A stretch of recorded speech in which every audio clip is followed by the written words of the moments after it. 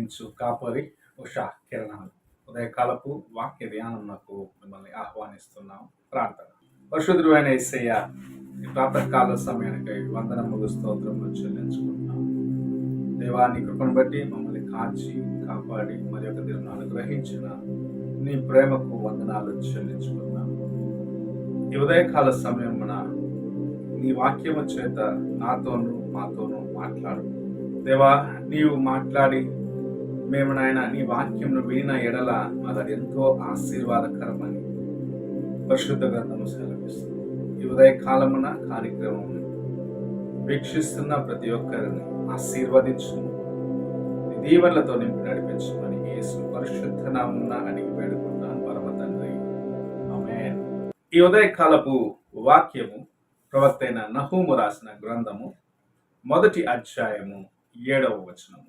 యెహోవా ఉత్తముడు, శ్రమ దినమందు ఆయన ఆశ్రయ దుర్గము, తన యందు నమ్మికయించు వారిని ఆయన ఎరుగును. మనము చదివిన వాక్య భాగంలో యెహోవా మంచివాడు అన్న కార్యమును మనం చూస్తూ ఉన్నాం. మరి ఒకటి, ఆయన ఆపత్కాలమున శ్రమ దినమున మనకు అండగా ఉంటాడు, మనకు కోటగా ఉన్నాడు అన్న కార్యమును చెప్పటం మనం చూడగలము. మూడవ కార్యము, ఆయన తన యందు నమ్మిక ఉంచిన వారిని ఎరుగును అన్న కార్యమును చెప్పటం చూడగలము.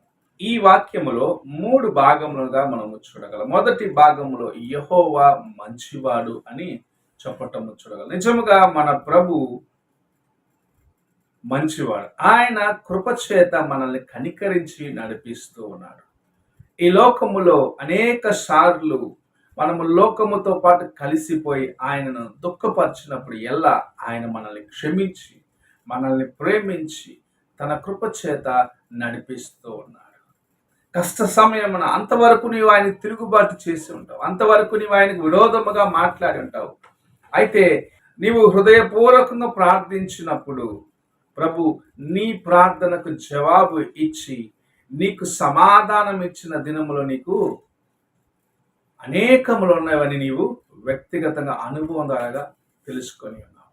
ఆయనను అనేక సార్లు నీవు తిరుగుబాటు చేసిన ఆయన నిన్ను క్షమించేవాడిగా, నీ ఎడల తన కృపను చూపించేవాడిగా ఉన్నాడన్న కార్యమును మనము చూడగలుగుతూ ఉన్నాం. ఈ ఉదయకాల సమయమున మన ప్రభు మనల్ని ఎంతగా ప్రేమిస్తూ ఉన్నాడు, ఎంతగా మనల్ని దగ్గరకు తీసుకుంటున్నాడు అన్న కార్యమును మనము జ్ఞాపకం చేసుకోవాలి. నీ జీవితంలో ఎన్నిసార్లు ఆయన దుఃఖపరిచావో, ఎన్నిసార్లు నీవు ఆయన గాయపరిచినావో, ఎన్నిసార్లు ఆయనకు నీవు గాయము చేసిన ఆయనని క్షమించాడు అన్న కార్యము నీవు మర్చిపోరాదు.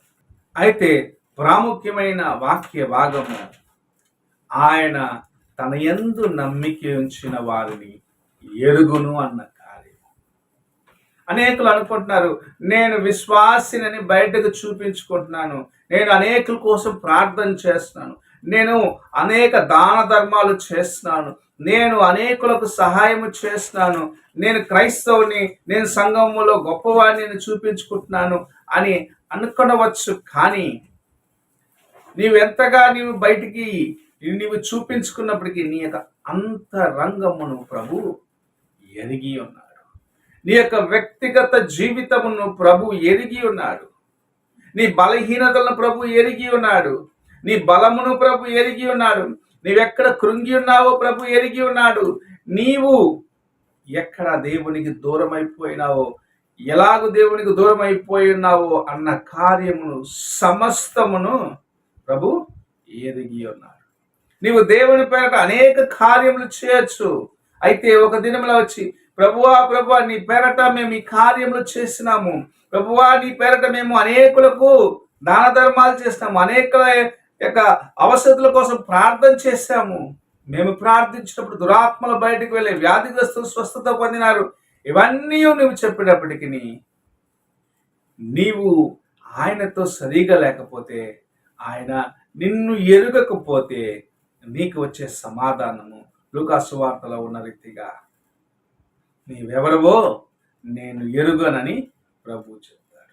ఈ ఉదయకాల సమయంలో నీవు ఆయన చేత ఎరుగబడిన వ్యక్తిగా ఉండాలన్నది ప్రభు ఆశిస్తున్న కార్యముగా ఉన్నది. నీవు ఆయన చేత గణపరచబడటానికి మొదటిగా నీవు ఆయన ద్వారాగా ఎరుగబడిన వ్యక్తిగా ఉండాలని ప్రభు నీతో మాట్లాడుచున్నాడు. ప్రభు నిన్ను ఎరిగి ఉన్నాడా? నీ హృదయమును ఆయన చూస్తూ ఉన్నాడు. నీలో ఆయన నివసిస్తున్నాడా అన్న ప్రశ్నను ఈ ఉదయకాల సమయంలో ప్రభు నీ ముందు ఉంచుతున్నాడు. ప్రభు నీకు సమీపముగా, నీతో పాటు లేకుండగా నీవెన్ని కార్యములను దేవుని పేరట చేసినప్పటికీ, నువ్వెన్ని కార్యములను నేను దేవుని కోసం చేస్తున్నాను అన్నప్పటికీ, నీవు ఆయన చేత ఎరుగబడకపోతే, నిన్ను ఆయన ఎరుగకపోతే నీ జీవితము అయ్యో అని దేవుని యొక్క వాక్యం సెలవిస్తుంది. ప్రియమైన దేవుని బిడ్డలారా, ప్రభు నిన్ను ఎరిగి ఉన్నాడా లేదా అనేది నీ యొక్క అంతరంగమునకు బాగా తెలుసు. నీవు ఆయనతో ఎలాగున్నావు, నీ జీవితం ఎలాగున్నది అని నీ అంతరంగమునకు బాగా తెలుసు. ఎక్కడ నీవు రహస్య పాపములో చిక్కుకొని దేవునికి దూరముగా ఉన్నావో, లేకుంటే ఏ కార్యము నీకు దేవునికి మధ్యలో ఎడబాటు ఉన్నదో నీవు బాగా ఎరిగి ఉన్నావు. వాటిని సరిచేసుకొని ఈ ఉదయకాల సమయమున నీవు దేవుని సన్నిధికి రావాలి అని ప్రభు నిన్ను పిలుస్తున్నాడు. 10 మంది కన్యకలు సిద్ధపడ్డారు. అయితే 5 మాత్రమే ప్రవేశము దొరికినది, సిద్ధపాటుతో ఉన్నవారు. అటు తర్వాత వచ్చిన వారు మీరెవరో నాకు తెలియదు అని ప్రభు వారిని నిరాకరించడం మనం చూస్తూ ఉన్నాం. ప్రభు నిన్ను ఎరిగి ఉన్నాడా? ప్రభు నిన్ను చూస్తూ ఉన్నాడా? నీతో ఉన్నాడా అన్న కార్యమును ఈ ఉదయకాల సమయంలో నిన్ను నీవు ప్రశ్నించుకోవాల్సిన వ్యక్తిగా ఉన్నావని దేవుని వాక్యము సెలవిస్తుంది. ప్రియమైన దేవుని బిడ్డలారా, ఎలా ఉన్నారు? దేవునితో సమాధానంగా ఉండండి. ఆయన మిమ్మల్ని ఎరిగి మీరు ఆయనతో కలిసిన జీవితము కలిగి ఉన్నట్లయితే, నీవు ఆయనతో కలిసిన జీవితము కలిగి ఉన్నట్లయితే ఎంత ధన్యకరమైనది. నేను ఇతనిని ఎరుగుదు అని ఎవరి గురించి అయితే ప్రభు సాక్ష్యము చెప్తాడో నిజముగా అతడు ధన్యుడు అని దేవుని యొక్క వాక్యం సెలవిస్తుంది. అలాంటి ధన్యతను పొందుకునేదాన్ని ఈ దినం నుండి ప్రయత్నిద్దాం. ఆయన మంచివాడు. కష్ట దినములో, దుఃఖ సమయములో, వేదన సమయంలో నీకు ఆయన అండగా ఉంటాడు, నీకు బలమైన దుర్గముగా ఉంటాడు అని దేవుని యొక్క వాక్యం సెలవిస్తుంది. అలాంటి ప్రభును కలిగిన నీవు అలాంటి ప్రభును కలిగిన నీవు ఆయనను నీవెరిగి ఉన్నావు, కానీ ఆయన నిన్ను ఎరిగి ఉన్నాడా అన్న నిర్ధారణను కలిగి ఉన్నావా? ఒకసారి నీ హృదయాన్ని ప్రశ్నించుకో, ప్రార్థన చేసుకుంటా. మహోన్నతుడైన గొప్ప దేవ, ప్రాతకాల సమయమున మీరు మాకు అనుగ్రహించిన నీ వాక్యం కొరకు వందనాలు చెల్లించుకుంటూ, దేవా నీవు నన్ను ఎరిగి ఉన్నావు, మమ్మల్ని ఎరిగి ఉన్నావు అన్న నిర్ధారణ కలిగి నీ కోసం జీవించేదానికి, మా జీవితంలో ఉన్న ప్రతి బలహీనత సరి చేసుకునేదానికి దేవా నీ కృపను మాకు అనుగ్రహించమని ఈ ఉదయకాలంలో మీరు మాకు అనుగ్రహించిన నీ వాక్యం కొరకు వందనాలు చెల్లించుకుంటూ ఇంకను సమీపముగా రావటానికి మాకు సహాయం చేయమని యేసు పరిశుద్ధ నామం అడిగి వేడుకుంటున్నాను పరమ తండ్రి, ఆమేన్.